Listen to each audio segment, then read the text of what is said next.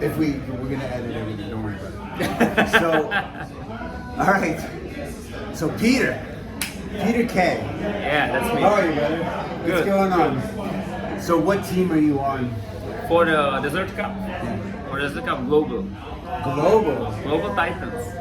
I'm on the Team USA. I have very small connection to Team USA. Very small. How do you feel about your team? Well, I checked it shortly. I think, as Jeff told me, we are underdogs. Yes. And yeah, but some other teams are pretty strong, what I've seen. Like for example, the Hayes team. Yeah, him and John. Yeah, him in Finnegan, that's a lot, right? It's a lot. And they have even they have some forward. They have a mayor, right? So yeah, it will be strong team. And one more team, maybe two. I've seen they have really good players. For us, I think it's like a draft or I think this one they kind of like made the teams a little like just make them as best they can. Yeah, because I mean I'm on the top and I'm never on the top, so it's already showing that's probably our team. Now we will see, man. You're on the top. But we have the best goalie, one of the best goalies. So who's your goalie? It's Brendan. Brendan is pretty. He doesn't let in too many, right? Yeah, he's solid. So as we talked with John during the presentation, we'll play defense. I think one of the things you said is that I think it's really cool that like having this little bit of a reset in the middle of the season. Yeah, it's good. Having because with you guys, it's Bashers versus Kings versus. I was always against the split A and B because I was saying, especially because I'm flying. So often I play Ice Cats, and I play Ice Cats, and I play Ice Cats, and I play Ice Cats. And yeah, okay, even if I'm here for every game, Dasha's Ice Cats, it's kind of boring. We're different in B, like we get like, you kind of like, it's 5 teams so it makes a difference. You guys get a little bit tired of it, right? Yeah. But so this is nice. And great element is this friendliness. Yeah. Like in general, the draft every half a year, it's great. Because if you don't do it, people start hating each other across the teams. Yeah. But because like next season you will maybe be on the same team. Well, I think my wife plays in a softball league here, and it's mixed softball. But because they don't do a draft, some teams get better, some teams get like it gets a little like predictable. Yeah. But our league, it's just who knows. Exactly. Right? Who knows? You never know when the new guy's gonna come. So let's talk a little bit about being a hockey wife here in Qatar. How is it for you? Sorry, what's your name? Dasha. And how are you finding the hockey here? But okay, so when you were in Russia, hockey's a big thing, same as in Canada. How did you guys have this kind of same thing, or is it totally different? But for girls, not really. We have even some teams in my town. Yeah, she's from Nizhny Novgorod, so they have Tornado, Torpedo, and it's a good team in KHL. But she never watched it. Yeah, but like myself, I was never into hockey, but I'm happy he can do his favorite hobby here. This is the most important. It keeps him inspired, active, and. But she's pissed every Friday when I'm going to play. She's like, "You're going to play again? Like Friday again?" Because I'm alone with my daughter. And you got a second on the way, right? Yeah. Do you guys know what it is yet? Girls. A girl, so it's 2 girls. Yeah. Wow, brother, you're in for it.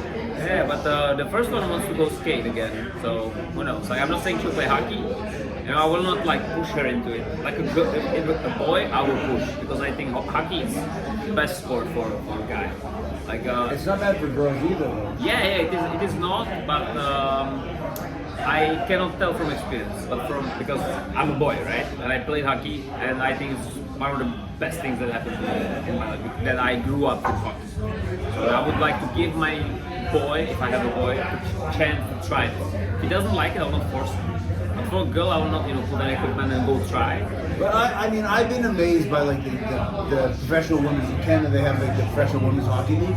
I've been so impressed by how the level of the play, it's actually more enjoyable to watch than the NHL because it looks like how we play hockey, right? It looks like the plays and stuff, but it's they're just the thing with hockey is basically every game you're signing up, and when you walk on the ice, it's like, how is this event, how is this game going to happen for me, right? Like, you can have a good game, you can have a bad game, and it's sometimes the puck tips and it goes wide, or sometimes the goal is wide open for you.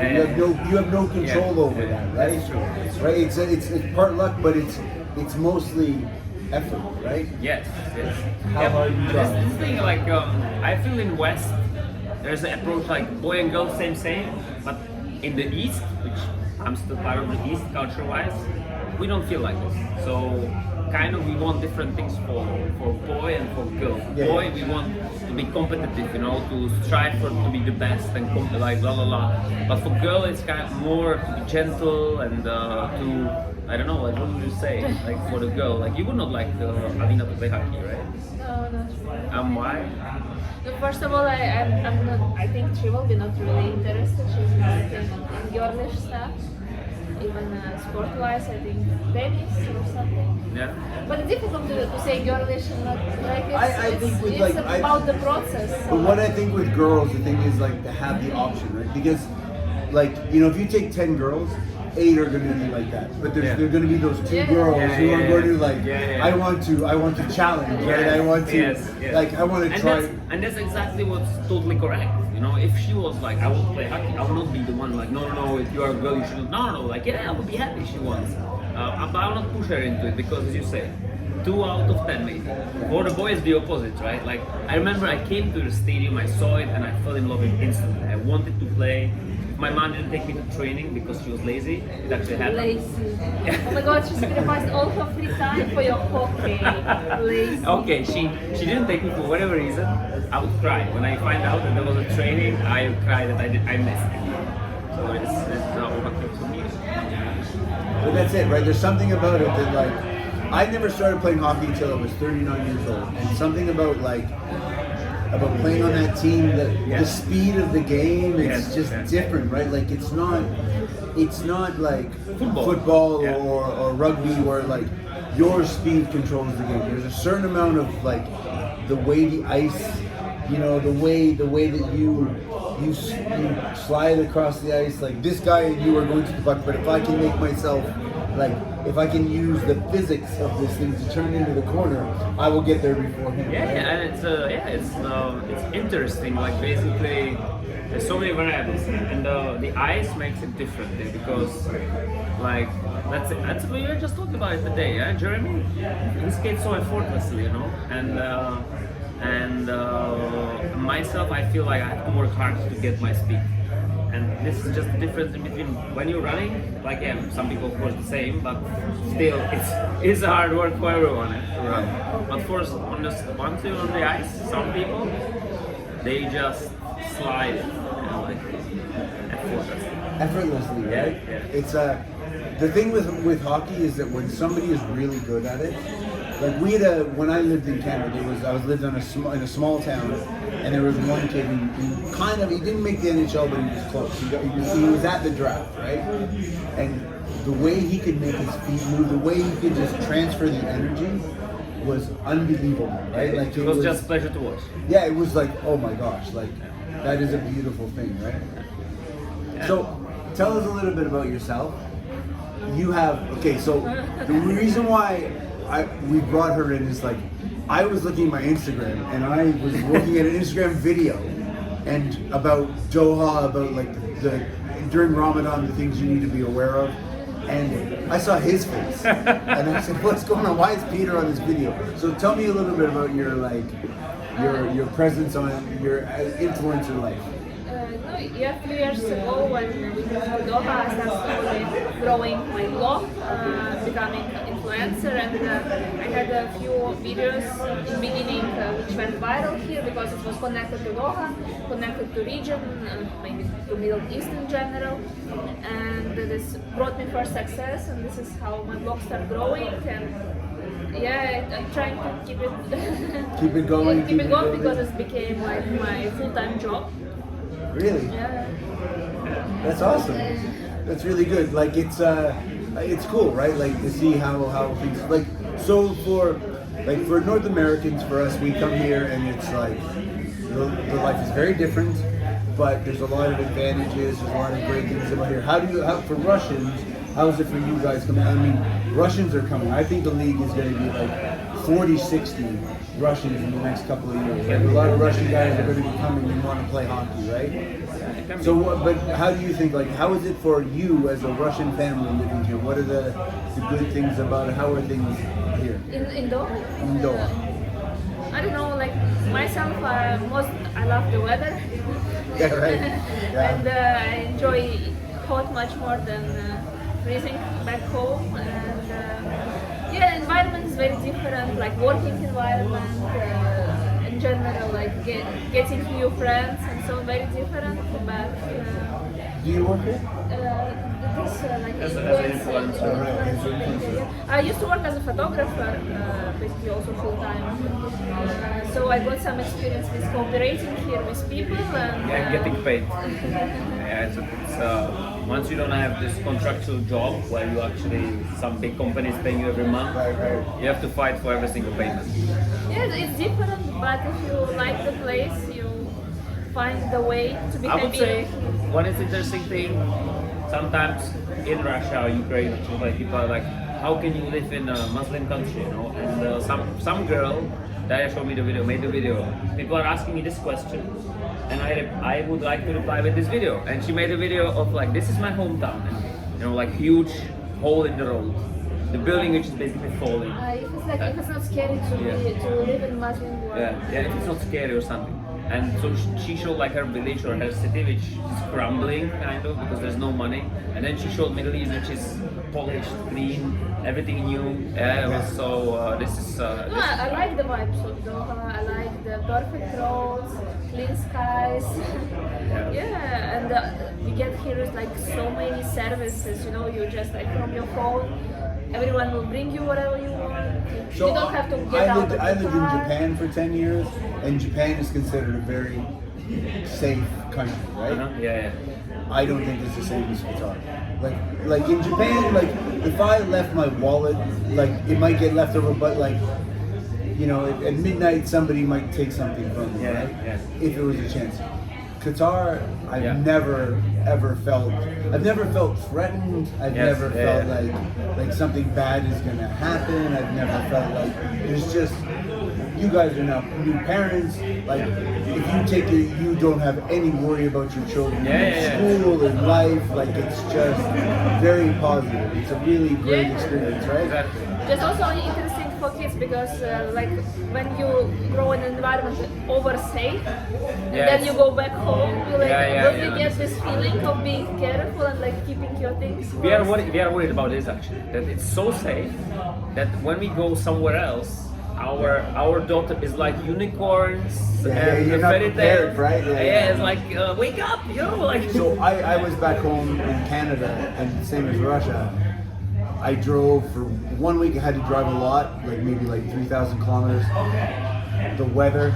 I forgot what it was like to be like driving for 6 hours in a snowstorm and you can't see, and all of a sudden a truck comes out of nowhere. I was like, my whole body was transformed because I was like this the whole time. I was driving like this, right? Yeah. You forget what it's like to wake up in the morning and your car is frozen, right? And you have to turn it on. And you're sitting in your car going, right? Yeah. And then you go in and get your kids, and then you bring them out, and they're all wrapped up like, you know, like they have a hat on and it's a jacket. journey to just leave the house. Right, exactly, right? Everything has to happen. Fighting, like surviving every day. When sometimes I'm going back home, you know, this is a fight. But here we just relax, can think of other things. This is actually surviving. This is a, let's say, working culture, like in here or other hot places. Just Italy, Spain was very similar. Like having coffee, you know, like la la la, and we will do it. But in Russia, it's like we're here, let's do it, la la la la. And even Russian, like conversation-wise, Russians are very like short. Not much feelings in sentences, and we were like, why? And then once we were going to her grandmother, and the father rings the phone, you know, and she's like, who's there? And he was like, us, open. Really? Yeah. It was like us open, and she's like, okay, so she opened, and we start laughing, and it's like, that's why it's so short, because there is no time you'll freeze to death. But Canada is also freezing, and you guys are more chatty, right? It's the same, right? It's Yeah. the same, like that, like I think winter is one thing, at least it's cold, but that like March, April, May, when it's kind of warm, kind of cold, you get the freezing rain, you get the, it crushed me. We've been in April or March, April in Toronto. Yes, we've been in Toronto for 1 month. And now I have a phobia of Canada. of Canada. Yeah, she was. They didn't want to give her. We were not married yet, and I was flying to Toronto and wanted her to come with me because for 1 month we didn't want to separate for 1 month, so we're doing visa for her. And the girl who was helping is like, there's like small chance they give it to you because you're not married, la la la. And then they gave us the visa finally. My friend from Canada, he helped to give like a lot of information about himself. They gave us the visa. We get there and my wife was like, why would anyone want to emigrate here? Why they were so strict about the visa? Like seriously, someone. Why would anyone want to come here to like? Also, I was a first officer in law cost company, law paid. So basically, we were cooking eggs in the microwave. Because we live in a hotel. There was no proper kitchen. There was just microwave. And like to eat at restaurants, it was super expensive. Because I had an allowance was like $100 a day. If you go, It goes like this, right? Yeah. So you would go for shopping, do groceries, and then cook it in this like little kitchen. When I was home this time, I was shocked by how much I was spending for like even like fast food. I would go to like a fast food place, and then the amount of money that I spent for like just 2 burgers and 2, it was crazy, right? So talk a little bit about what is it like to be a wife of a hockey player in Doha? No, that's fun. That is like extra community which he's getting, and of course I'm also getting stress. We care a lot, right? You have to admit we care. This is a big deal in our lives. Yeah, and you're just trying to find your way to the understanding. And when we lost the semifinals, you remember what you posted in your Instagram? She was like, good news, hockey is over, bad news, Peter will have bad mood for 1 week. Yeah. Yes, it reflects him a lot, the games. If it's a good game, he's happy and everyone at home happy. If it's a bad game, you have to be supportive. So for me, I hate a Sunday night game. If I play good on a Sunday night game, then the whole week is good. But if I have a bad Sunday night game, the whole week, because you maybe don't play till Friday, it's horrible, right? Like it's really a bad like. It's there. You keep thinking about it. Personally, I think about the moments I did not well, I didn't do well, and this is a great thing. It doesn't matter if you are the top draft in A or if you're last guy in the B. Like you still get the puck, you still get the situation. You have your chance, right? And you're doing your best to do good play. And it was Smice was telling me like, as long as I can do one really good play, I'm happy kind of.